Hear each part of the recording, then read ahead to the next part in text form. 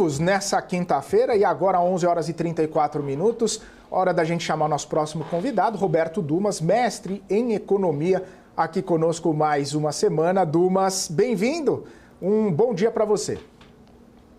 Bom dia, Felipe, sempre um prazer estar com vocês aí da BMC News.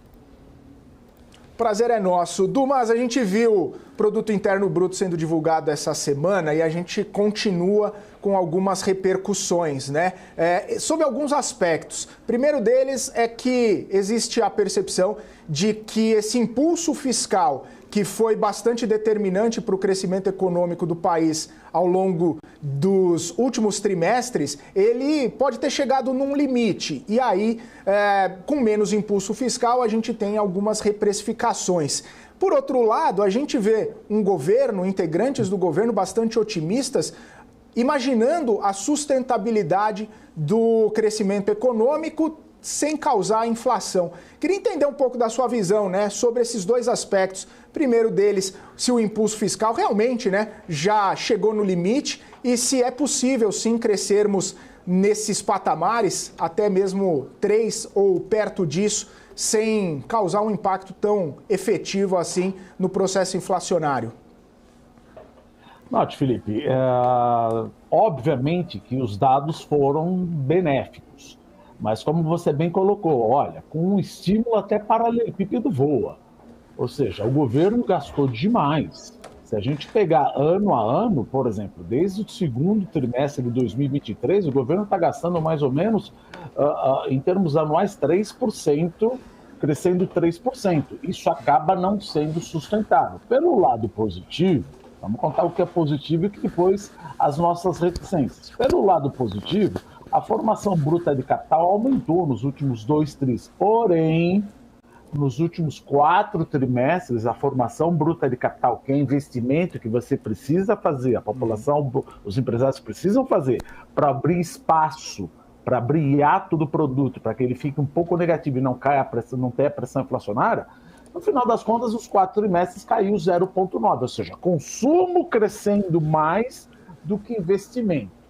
Isso é aula 1 de macroeconomia, ou seja, meu PIB potencial está chegando no máximo, já bateu, isso vai causar uma pressão inflacionária. As reticências que a gente sempre fala. Ninguém diz que Keynes está errado. Quem somos nós, economistas, etc., para dizer que Keynes está errado? Só que existe uma coisa que a gente precisa levar em consideração que chama restrição orçamentária. Não dá para gastar à vontade. Veja, saiu os números aí, coisa de umas 2 semanas atrás, em julho de 24, 12 meses, o déficit nominal ficou em 10%. Ou seja, você fala, mas o déficit dos outros países são maiores, a dívida pública é maior. Sim, mas o meu custo de carregamento é muito maior do que o meu crescimento econômico. E eu ainda estou em déficit primário, então estou numa trajetória explosiva da dívida pública que faz a curva de juros estipar. A hora que faz a curva de juros estipar, então isso acaba não sendo sustentável. Vamos aproveitar o momento. É aquela coisa, é o começo de uma festa. Vamos crescer 2,8, vamos crescer 3, mas o impulso fiscal, a população, o mercado, quando a gente fala mercado, pelo amor de Deus, não vamos falar Faria Lima, são os poupadores, o trabalhador que tem dinheiro no fundo de garantia, o trabalhador que tem fundo de investimento, acaba pedindo mais taxa de juros. Aí o pessoal fala que isso acaba não batendo na inflação. Tem outro ponto, nível de desemprego, 6,8%, e a renda real do trabalhador, de novo, ninguém é sociopata, todo mundo quer que a renda real suba, mas ela subiu 12,4% frente a 2022. O meu querido amigo Van Dijk vive falando, não adianta subir o salário além da produtividade, que isso vai bater na inflação subjacente de serviço. Batemos num economês, no Nairu, que é a taxa de desemprego não inflacionária. Ela já está puxando preço de serviço. Por que puxa preço de serviço e eventualmente não puxa de bem? Ora, porque bem eu importo, o serviço não acaba importando. Outro dado, saiu o nível de utilização da capacidade instalada. Nunca estivemos tão alto desde 2016. Ou seja, está pegando fogo. Está pegando fogo E, obviamente, isso é um aquecimento da economia. E, pasme, olha o que acontece. A hora que a gente olha estoques, os estoques nunca estiveram tão baixos desde 2021.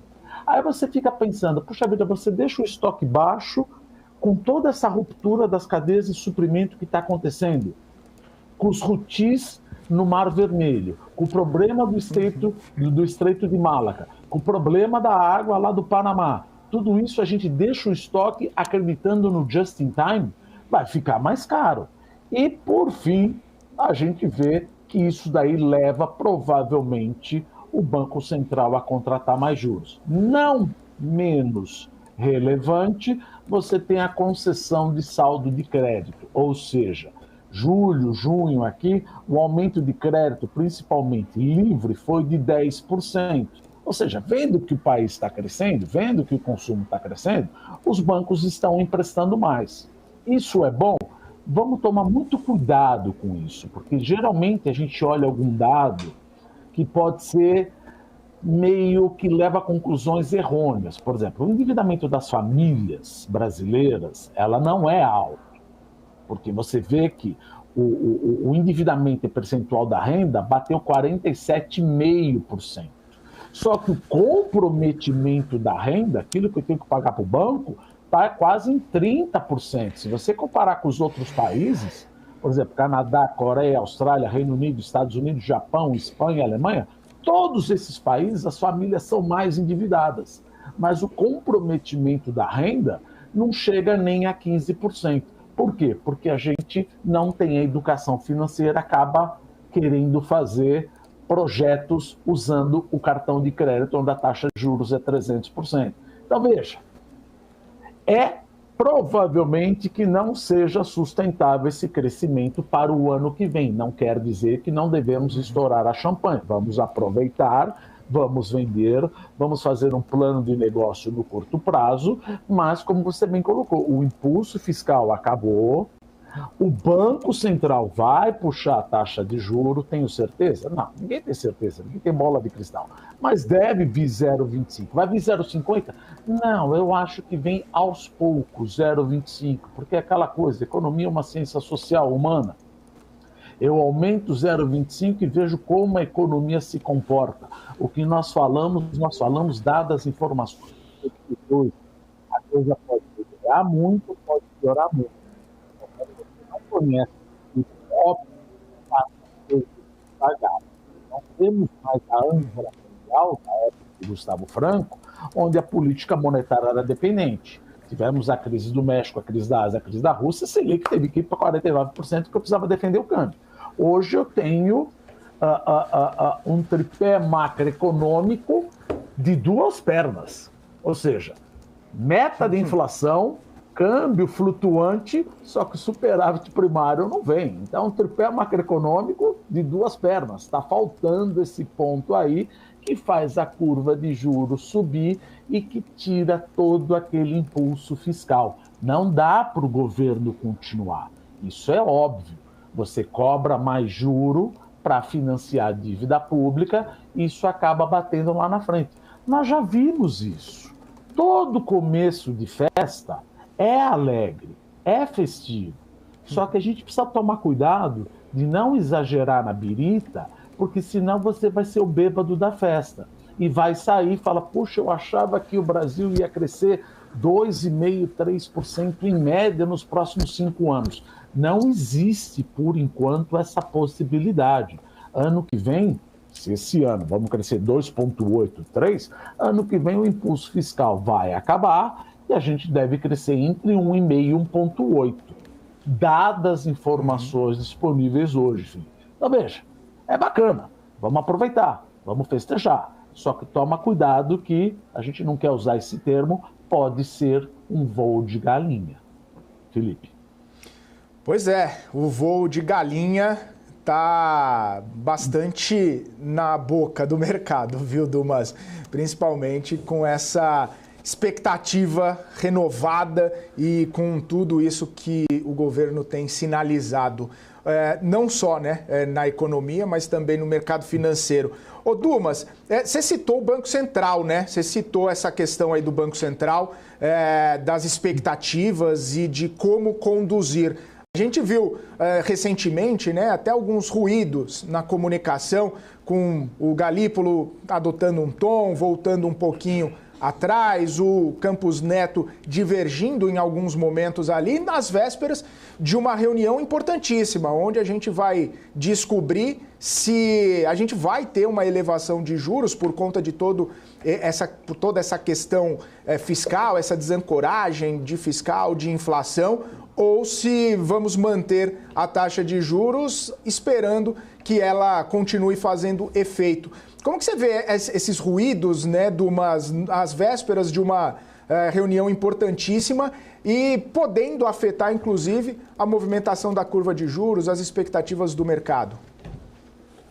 Veja, quando você se torna presidente do Banco Central ou faz parte do cupom, você precisa tomar muito cuidado com o que você fala, porque os 9 integrantes precisam estar completamente coadunados com o mesmo discurso. O Galípolo falou que, olha, o aumento da taxa de juros está na mesa. Ele foi mais hawkish, mais severo do que a ata, que já foi severa. E aí você falou, tá bom, então a ponta curta deu aquela bruta elevação, o Campos Neto falou, olha, o prêmio da ponta curta não reflete a ata do cupom. Aí você fala, gente, espera um pouquinho.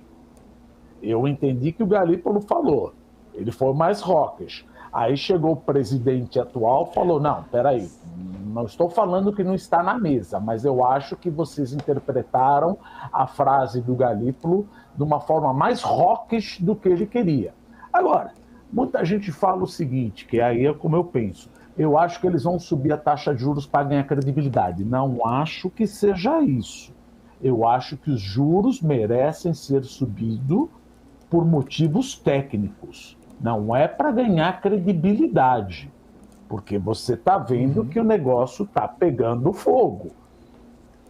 Nível de utilização da capacidade instalada, nível do estoque, PIB efetivo, mão de obra, inflação subjacente de serviço. Então eu acho que vem 0,25%, mas seria importante discutir como é que nós vamos nos colocar. Ou seja, falar como se tivesse uma total, como é que eu posso explicar?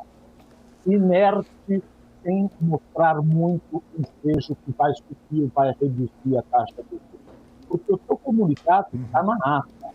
Uma vez feito a ata, é assim que eu entendo o próximo comportamento do Banco Central. Se você subiu a régua 1 tom e depois me dá uma declaração de 2 tons, eu falo, o que está valendo? Aí chega o presidente e abaixa o tom e fica esse ruído e o mercado aproveita. Ele sobe a parte curta e o Banco Central, o presidente fala, não, pera, não é tanto assim. Mas eu acho que no final das contas, 25 basis points teria que vir não para conquistar credibilidade. Credibilidade, para mim, já não é mais o problema. A gente já sabe, o Galípolo já falou, olha, esquece, claro, já é uma frase que dizem que foi dita pelo Fernando Henrique, mas esquece tudo que eu escrevi, porque ele era aliado já com a turma mais pseudo-desenvolvimentista. Aliás, eu adoro quando falam, eu sou desenvolvimentista, tá? E o economista que não preconiza o gasto desenfreado é o quê? Ele quer o mal das pessoas? Todo mundo quer ser desenvolvimentista. Mas eles se auto-intitulam desenvolvimentistas, querendo dizer que os outros são contracionistas e filho do capeta. Não é bem assim, Felipe. Muito bom. Roberto Dumas, agradeço demais sua participação. Obrigado mais uma vez por estar aqui com a gente. Uma ótima quinta, uma ótima semana. Até a próxima. Obrigado, Felipe. Até semana que vem. Um abraço. Abraço. Falamos com o Roberto Dumas, mestre em economia, aqui conosco. 11h49, a gente está se encaminhando